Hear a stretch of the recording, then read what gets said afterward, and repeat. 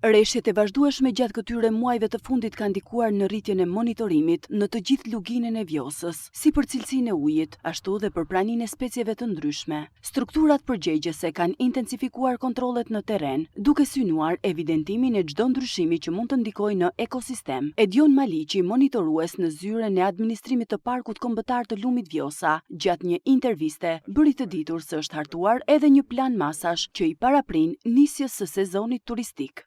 Është bërë një monitorim i vazhdueshëm për gjatë gjithë rrjedhës së lumit, falë edhe sensorit që ne kemi në urën e qytetit, për të lajmëruar të gjithë qytetet e tjera që përshkruan në Lumi Vjosa mbi sasinë e prurjeve që ne kemi. Një punë tjetër që ne kemi bërë dhe po bëjmë vazhdimisht në fakt sepse bëhet disa herë në muaj, është matja e cilësisë së ujit nëpërmjet kiteve, që është një lloj pajisje që mat se sa i pastër është ky lum. Përpos pjesës së menaxhimit, edhe pjesa e monitorimit është në veprime sipër, është i gjithë grupi është në terren për të monitoruar nga afër të gjitha problematikat apo ecurinë e lumit dhe çdo lloj shkelje dhe palishmërie që mund të ketë përgjatë Parkut Kombëtar të Lumit të Vjosës.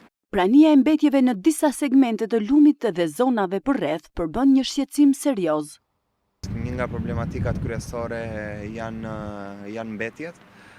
Kryesisht kryhen nga banorët e zonës për mos respektimin e vendepozitimeve të caktuara apo në këtë rast të koshave të mbetjeve, që i bëjnë të hidhen vende pa vend.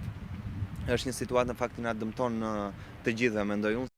Autoritetet apelojnë për bashkëpunim nga qytetarët dhe bizneset që operojnë në zonë, duke theksuar se ruajtja e pastërtisë dhe biodiversitetit të Vjosës është një përgjegjësi e përbashkët.